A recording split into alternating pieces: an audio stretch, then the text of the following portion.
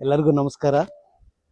ಏನು ಇವತ್ತಿನ ದಿನ ಮುಳಬಾಗಿಲು ನಗರದಲ್ಲಿ ಪ್ರಸಿದ್ಧವಾದಂತಹ ಸೋಮೇಶ್ವರ ಸ್ವಾಮಿ ದೇವಸ್ಥಾನದಲ್ಲಿ ನಮ್ಮ ನಾಯಕರು ಮತ್ತು ನಮ್ಮ JDS ಪಕ್ಷದ ಅಧ್ಯಕ್ಷರು ಅಮರಜ್ಯೋತಿ ಸಂಸ್ಥೆ ವಿದ್ಯಾಸಂಸ್ಥೆ ಕಡೆಯಿಂದ ರುದ್ರಾಭಿಷೇಕವನ್ನು ಆ ದೇವರ ಸನ್ನಿಧಿಯಲ್ಲಿ ಏರ್ಪಡಿಸಿರುತ್ತಾರೆ. ಆ ಸನ್ನಿಧಿಯಲ್ಲಿ ನಾವೆಲ್ಲರೂ ಕೂಡ ಬಂದು ಆ ದೇವರ ದರ್ಶನವನ್ನು ಪಡೆದು ಪಾತ್ರರಾಗಿದ್ದೇವೆ. ಆ ದೇವರ ಆಶೀರ್ವಾದ ಅಮರಜ್ಯೋತಿ ವಿದ್ಯಾಸಂಸ್ಥೆ ಮೇಲೆ.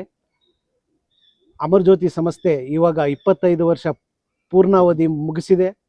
ಇದೇ ಥರ ಮುಂದಿನ ದಿನಗಳಲ್ಲಿ ಇನ್ನಷ್ಟು ಸುಮಾರು ವರ್ಷಗಳ ಕಾಲ ಆ ದೇವರ ಆಶೀರ್ವಾದದಿಂದ ಅಮರಜ್ಯೋತಿ ವಿದ್ಯಾಸಂಸ್ಥೆಯಿಂದ ನಮ್ಮ ತಾಲೂಕಿನಾದ್ಯಂತ ವಿದ್ಯಾರ್ಥಿನಿಯರಿಗೆ ವಿದ್ಯಾರ್ಥಿಗಳಿಗೆ ಎಲ್ಲರಿಗೂ ಕೂಡ ಒಳ್ಳೆ ವಿದ್ಯೆಯನ್ನು ಕೊಟ್ಟು ಬುದ್ಧಿಯನ್ನು ಕೊಟ್ಟು ಆ ಸಂಸ್ಥೆ ಇನ್ನಷ್ಟು ಎತ್ತರಕ್ಕೆ ಹೋಗಲಿ ಅಂತ ಹೇಳ್ತಾ, ಮತ್ತು ನಮ್ಮ ಕನ್ನಡ ನಾಡಿನ ಮಣ್ಣಿನ ಮಗ, ಈ ರಾಜ್ಯದ ಮಾಜಿ ಮುಖ್ಯಮಂತ್ರಿಗಳು, ಈ ದೇಶದ ಮಾಜಿ ಪ್ರಧಾನಮಂತ್ರಿಗಳು ಆಗಿರ್ತಕ್ಕಂಥ ಶ್ರೀಮಾನ್ ಸನ್ಮಾನ್ಯ ದೇವೇಗೌಡ ಅಪ್ಪಾಜಿಯವರ ಹುಟ್ಟುಹಬ್ಬ ದಿನದಂದು ಕೂಡ ಅವರ ಹುಟ್ಟುಹಬ್ಬ ಆಚರಣೆ ಪ್ರಯುಕ್ತ ಕೂಡ ಅವರು ಈ ರುದ್ರಾಭಿಷೇಕವನ್ನು ಏರ್ಪಡಿಸಿದ್ದಾರೆ.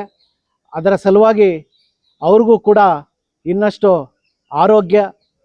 ಆರೋಗ್ಯ ಇರಲಿ ಅಂತ ಹೇಳಿ, ಮಿಕ್ಕಿದ್ದೆಲ್ಲ ಅವ್ರಿಗಿದೆ, ಭಾಗ್ಯ ಐಶ್ವರ್ಯ ಎಲ್ಲ ಕೂಡ ಅದನ್ನೆಲ್ಲ ನಾವು ಹೇಳೋ ಶಕ್ತಿ ನಮಗಿಲ್ಲ.